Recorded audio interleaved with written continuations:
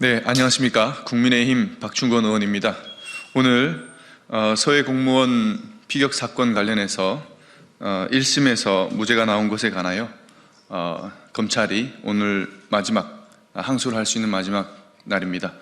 이 부분에 대해서 지금 이재명 대통령과 더불어민주당의 정청래 대표가 조작 기소 사건이었다면서 검찰의 항소를 포기하도록 압박하는 이런 행태에 대해서 이 부분이 제대로 된 판결을 받을 수 있도록, 그리고 국가에 의해서 보호받지 못한 국민, 공무원의 명예를 회복하기 위해서 오늘 서해 공무원 이래진 씨의 형님이신 이래진 님께서 관련한 1심 판결에 관한 입장문을 발표하도록 하겠습니다.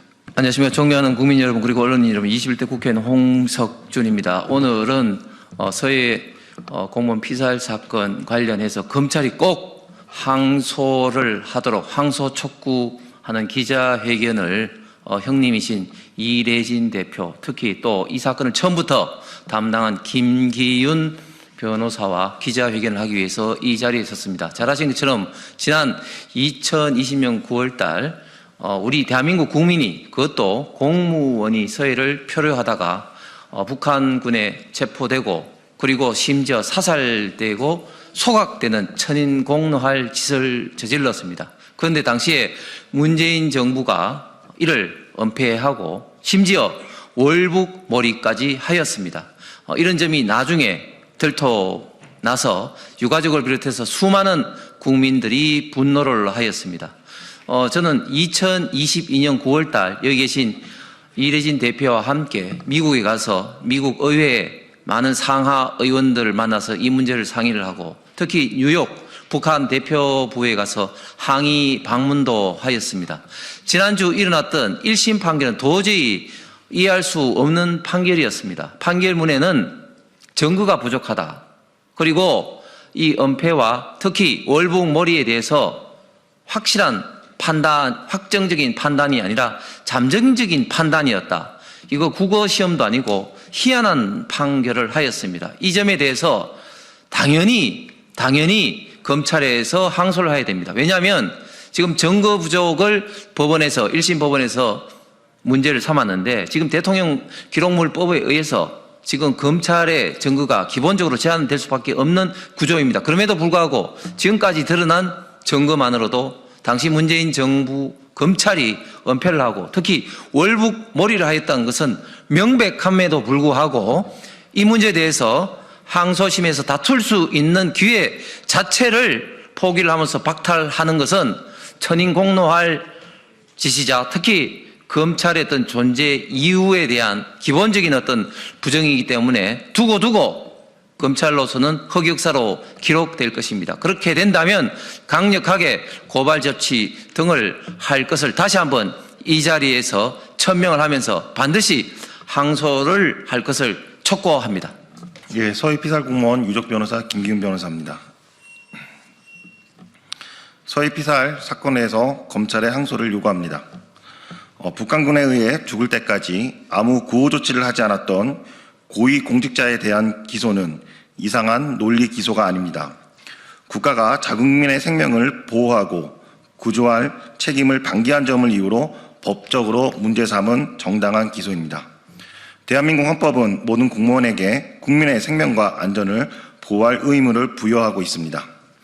그럼에도 불구하고 고위 공직자들은 어떠한 구호 조치도 하지 않았을 뿐만 아니라 그 결과 국민이 비극적인 죽음을 맞이하도록 반치한 뒤 이를 월북으로 발표했습니다. 이러한 점에서 고위 공직자에 대한 형사 책임을 묻는 것은 당연한 것이며 이를 이상한 기소라고 할 수는 결코 없습니다. 오히려 이상한 기소라고 말한 대통령이 이상한 대통령이라고 비판받을 뿐입니다. 정청래 민주당 대표는 서해 피살 공무원 사건과 관련한 고위 공직자들에 대한 기소 자체를 문제 삼고 있으며 특검 수사까지 주장하고 있습니다. 그리고 김민석 국무총리는 해당 사건이 기소를 조작 기소로 규정하며 검찰의 항소 포기가 당연하다고 발언하고 있습니다. 이재명 대통령 또한 이상한 논리 기소라고 언급하며 기소를 진행한 검사들에 대한 책임을 모려한다고 입장을 밝히고 있습니다.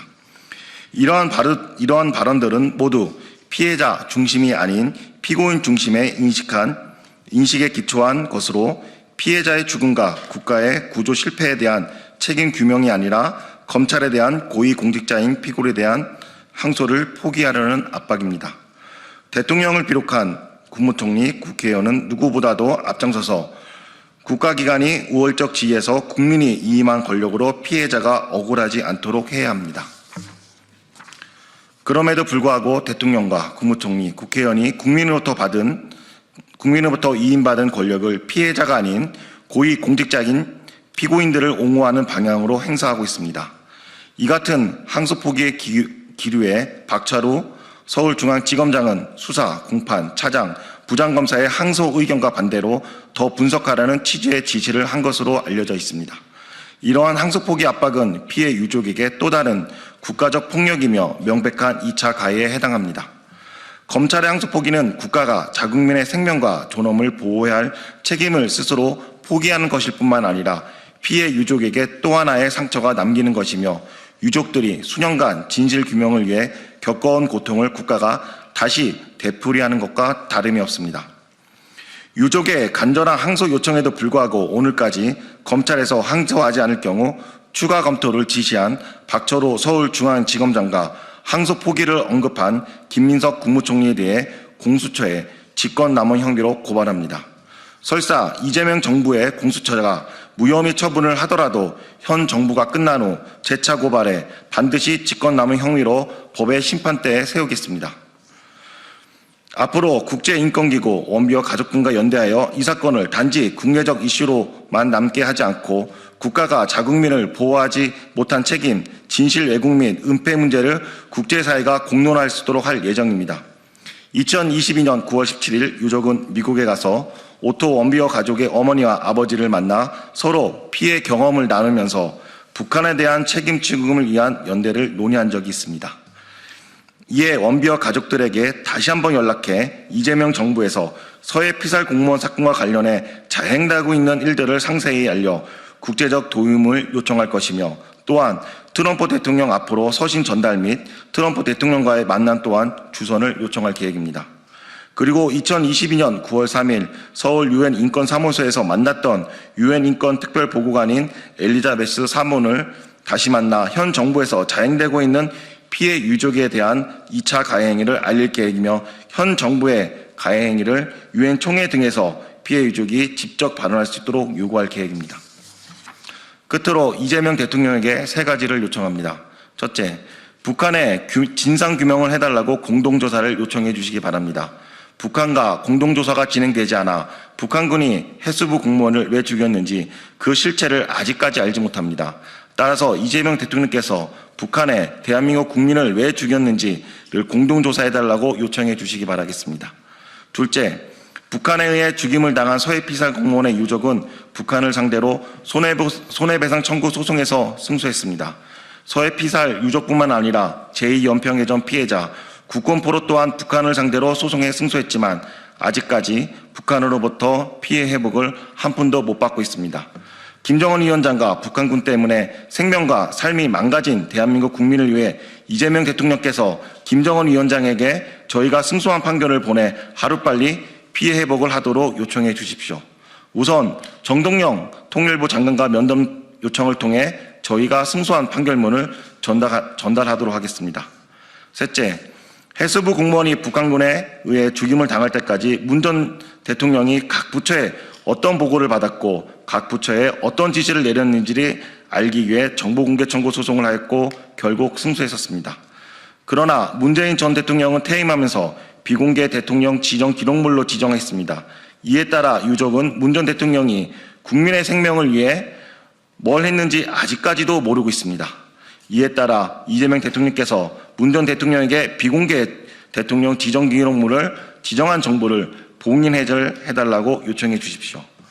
이재명 대통령께서는 서해 피살 공무원 사건의 공동 진상 규명 및 승소 판결에 따른 피해 회복이 되도록 북한에 요청해 주시고 문 전 대통령에게도 대통령 기록물 봉인 해제를 요청하여 주시기 바라겠습니다. 이 세 가지는 서해 피살 공무원 유족의 바람입니다. 먼저 재판부 판결에 강력히 불복합니다. 검찰은 즉각적으로 항소하여 법치의 근간을 바로 세워야 할 것입니다. 이 사건의 쟁점은 문재인 정부의 월북 조작 사건으로 국가가 의무를 저버린 만행과 월북 낙인을 찍으려고 해경을 통해 조작되어 정보공개 청구와 지금의 재판을 진행하였으나 증거 불충분이라고 황당한 재판으로 끝내버렸습니다. 판결문은 이미 6년 전 해경 조작 수사 발표의 내용이 상당하고 첩보 자료 삭제는 인정되나 처벌이 아니라고 하지만 분명 사초 폐기였고 중대한 안보 위협의 범죄입니다.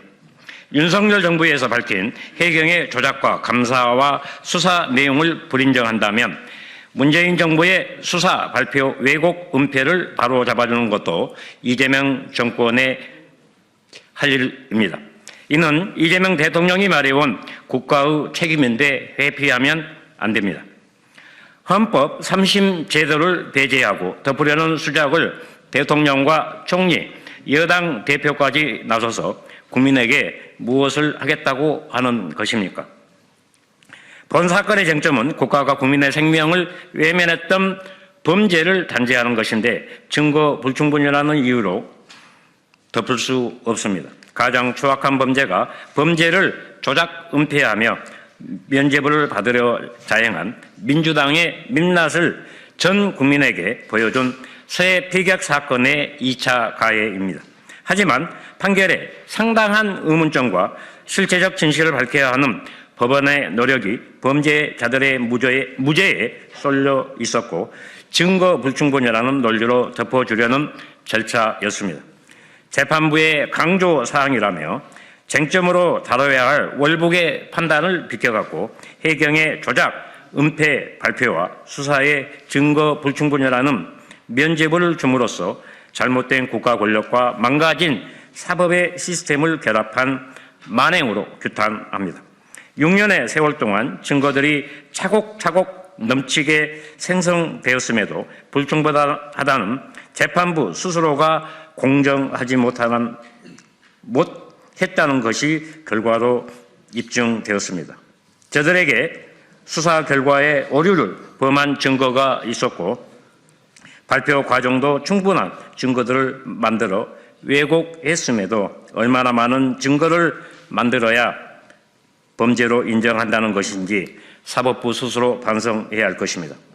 국방부의 SI 첩보는 존재하나 그 사용이 잘못되었음에도 국가는 끝까지 외면했던 범죄였으며 국가가 밝혀야 할 의무를 저버려서는 안 됩니다. 어떤 일이 있어도 국가의 모든 기록을 임의로 삭제한다면 그 자체가 중대한 범죄이며 내란보다 더 흉악한 범죄일 것입니다. 국방부 스스로 북한에 발견되고 사살되기까지 수없이 인정했고 설마 죽일 줄 몰랐다라고 하는 천인공노할 짓거리에 사법이 바로잡지 못한다면 국가는 뭐하고 있었는지 따끔한 질책을 사법에서 책임을 물었어야 했습니다. 저는 지난 6년 동안 물음은 국가는 무엇을 했느냐였습니다. 1년의 과정을 비공개로 진행하면서 군사기밀 국가안보라고 변명했지만 결국 동생의 명예는 벗길 수 없었고 가족은 비참해졌습니다. 목숨 바쳐 국가를 지킨 명예를 더럽힌 문재인 일당들과 민주당의 만행을 이제 국민 앞에 고발합니다.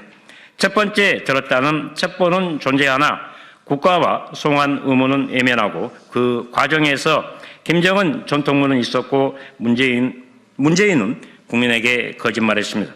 전통문을 받은 그 한 라인으로 살릴 수 있었음에도 오직 증거 불충분이라는 앵무새 발언이 현재 이재명 검찰과 재판부가 짜 맞추듯 합니다. 해상 경계 작전 실패의 책임을 국민에게 씌우는 만행을 처벌하지 못한다면 국가 안보를 말할 수 없습니다. 판결은 그 골든타임 시간에 국가는 무엇을 했느냐를 따졌어야 했습니다. 두 번째, 해경의 조작과 수사 발표 내용이 상당 부분 문제가 있었다고 문재인 정부의 국가인권의 결정문에서도 판단했습니다.